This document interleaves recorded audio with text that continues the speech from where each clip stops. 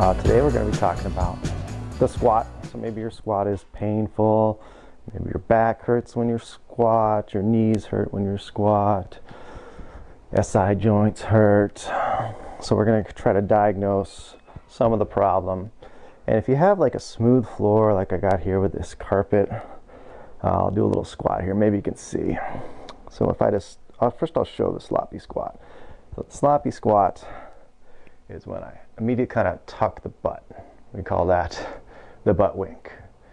And then the spine follows. So the hips kind of turn externally, the butt tucks, the spine flexes. The motion is not starting the hips. As you get lower, the hips do some work, but that's kind of what it looks like from the side. All pressure in the low back, pressure in the knees. It kind of hurts. Maybe not right away, but if you overdo it, continue to do that, it's going to hurt, and then you're not going to want to squat with the baby. And we need the good squat with the baby.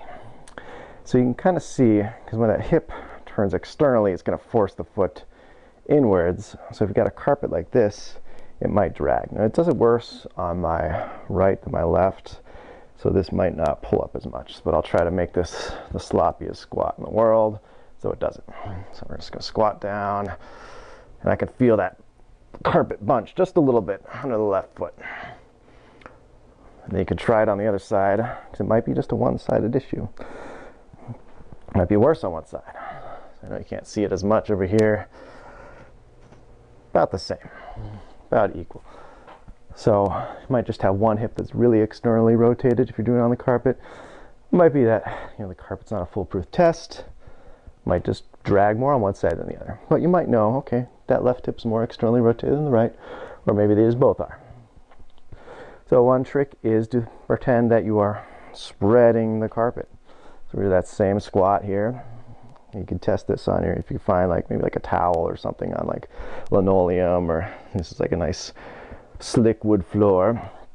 So you're immediately pressing, you're squeezing, you're trying to tear that carpet apart, and you're trying to maintain that the whole time. You should immediately feel that in your hips. That's a muscle called your glute medius. It's going to activate. Now, a lot of people think, oh, glutes, and they're going to squeeze their cheeks. No, that's not what we're doing. Just what I said, spread. You're spreading the floor.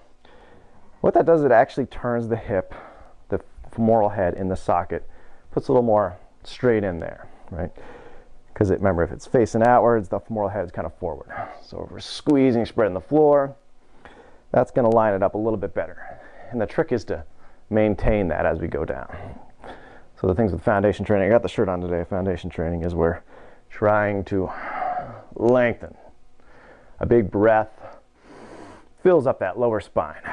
So it engages your lat muscles, which run along from your pelvis to your spine, lower spine, up to your shoulders, kind of connects that. So we're filling up like we're filling up a big balloon. Not just the chest, but around that lumbar spine. Filling that up is going to prevent it from bending, like I showed with the sloppy squat in the beginning, where that spine flattened, went backwards. So here, big breath in, I'm spreading the floor, and just see if this hurts. You're not going to get as deep. You're not going to get as deep in the squat. And we'll go over a little exercise in a second here. But fill it up, big breath, prime the spine, go down, and you're going to hit this wall of shakiness, and you're continually spreading. Only go to that point where you can still spread. I'm going to itch there. So, carpet didn't move. That's your litmus test. Driving out of this is more important than going down. It's continuing to spread the floor. That's when the glutes drive you up. Whew, and you should feel that was tiring. So that's a muscular squat versus just resting on the joints, sloppy, where spine initiates, pelvis initiates, the knees are taking the brunt of it. This is not bad as long as we have good hip mobility. We need to train ourselves to have it first. Okay, how are you doing? So we'll do a few without these little, this is a Nobosu ball. Good for, I'm trying to get more spread on my toes. But we'll do a few without. So we got our baby, our little kettlebell, staring at me. We do a founder, wide founder. Don't have to turn the feet in, we'll go out with the toes. Big breath, big and tall. We're going to hinge first. So we're priming that motion in the hips. And then we're squatting with baby. Baby's a little counterweight. Driving up, we're continually spreading the floor. Baby back to center. Big breath. Baby's at the center of gravity is what I mean. Pressing the baby out. We're pulling the hips behind us like we're sitting in a chair. Squatting.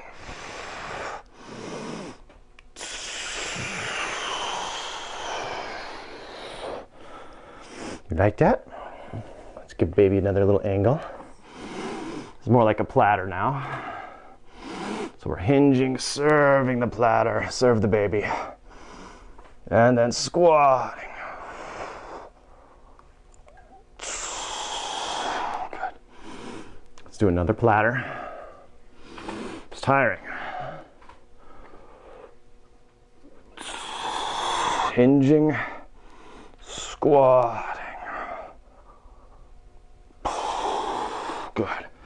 You're getting heavy. Getting heavy. Let's try a few with this Nobosu ball. Putting the transverse arch. So that's the ball, middle of the ball of the feet. So in between the big ball, the big toe, ball, the little toe. It's really going to put your weight in your heels now. Definitely going to limit the squat. We're going to hinge. Right there, that's challenging. Grip that little Nobosu ball or wherever you got. Like this. Are you pooping? Squats are also very good for pooping. That's right. Get the poop out of there. Good. We're going to put the baby in the rack position now. Give ourselves a little break. I know. Bless you.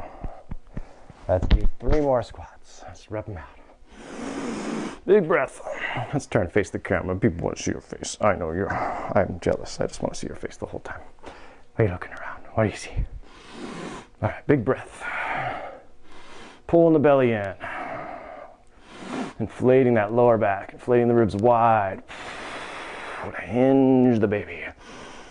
Squat the baby down. And up. 2 more. Then we'll do another little exercise that's very corrective for the hips. Big breath in.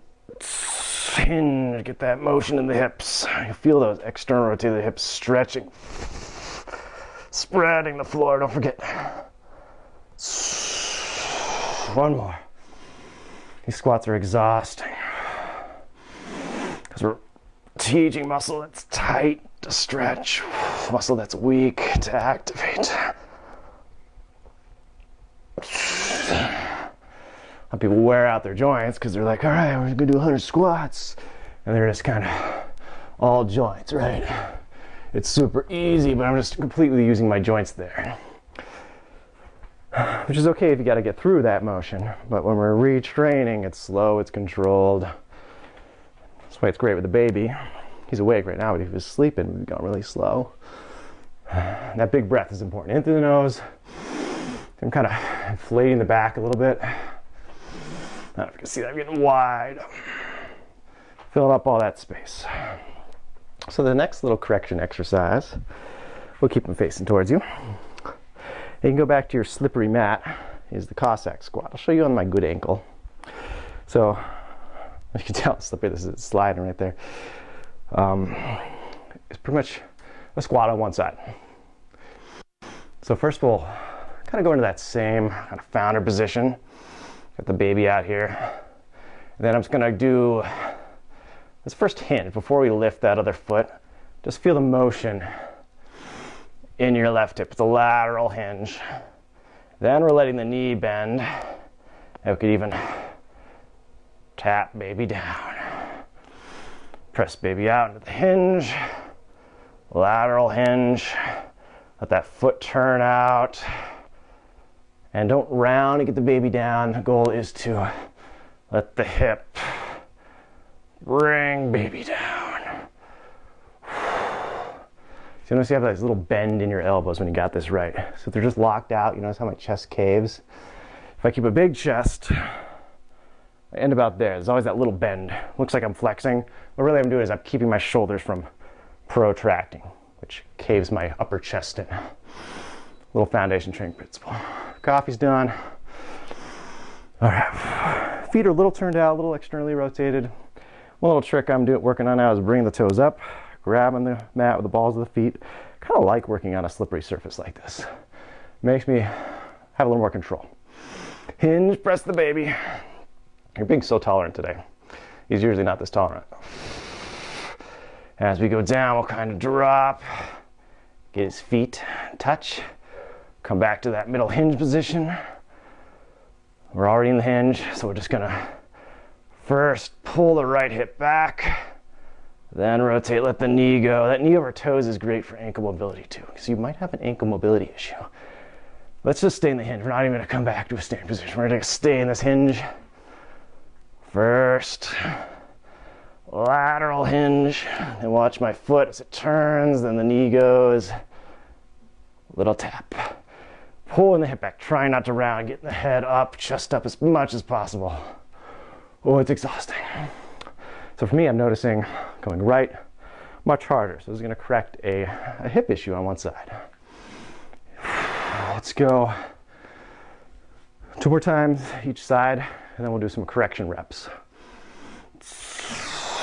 We'll just go fast now. We'll speed it up. Back to the hinge, lateral hinge, Cossack Squad.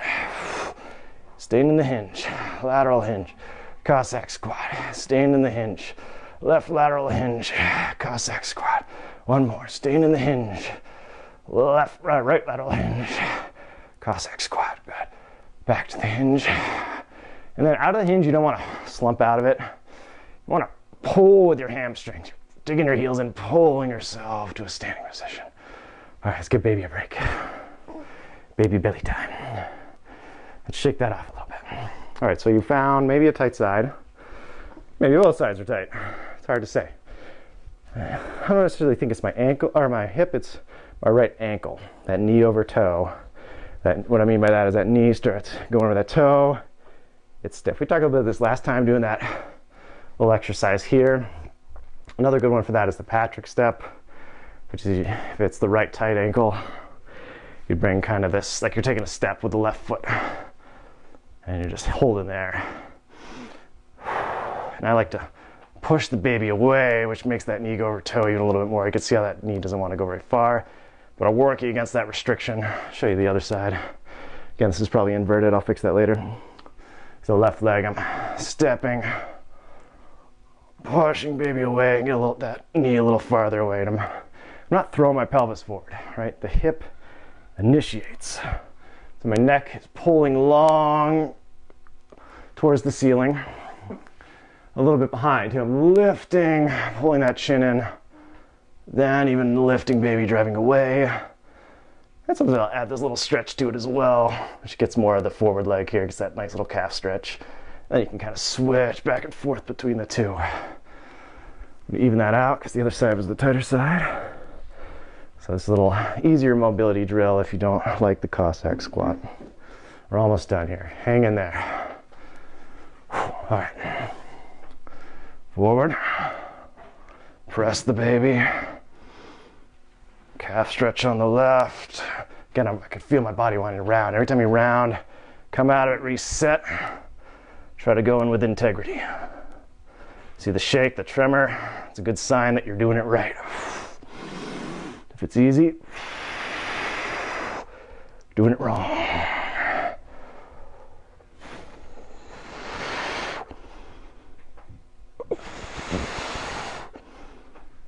Good. Then a few more Cossack squats off to your restricted side, whatever you felt. I'll change my angle a little bit here. I'll just back it up. I'll do it on this so you can see me. And if you got your Nobosu ball, you just do it on one side.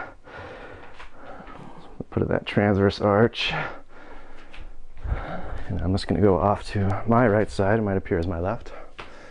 So I got baby. What are we going to do? We're going to hinge first. Lateral hinge right. Knee over toe. Let's just hang out here. baby down, baby up. Bring baby down, bring baby up. I don't know what song that is, just back to the middle, back to the double hip hinge.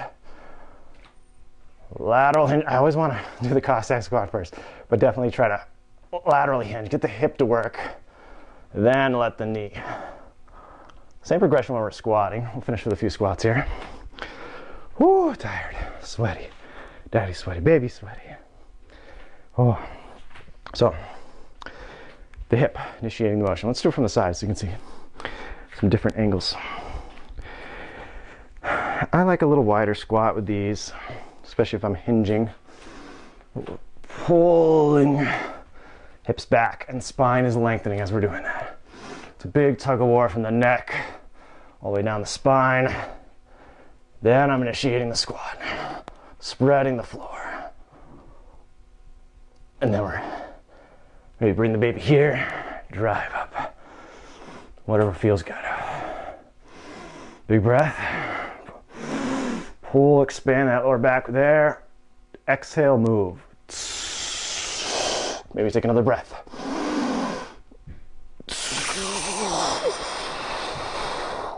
Another breath. 3 more.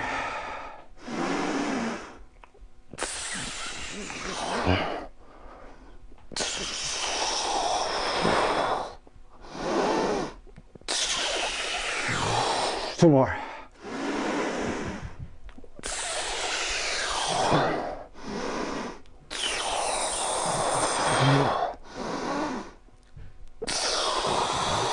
One more. Neck long, set that neck, it's my worst part. Head wants to go forward. Pull it in long, pull it in long.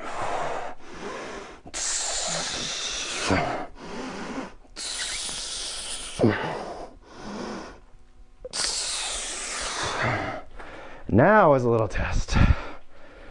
Come back, don't think about it as much. Do some sloppy squats. And I'm just gonna see if that foot pulls. So we're just gonna go down, feel better. I feel the hips initiate the motion, and I check. Look at that, the carpet didn't pull. I'm honestly not trying. It just feels better. You've loosened up the hips, and now they want to work. It's not perfect, but it's better, it's cleaner, because you really worked on isolated motion. Yay! Isolated motion in the hip joints. It's what we like. It's what we love. Yeah. Daddy's gonna squat. Squat, squat, squat, squat, squat. Whew. Get it turned off.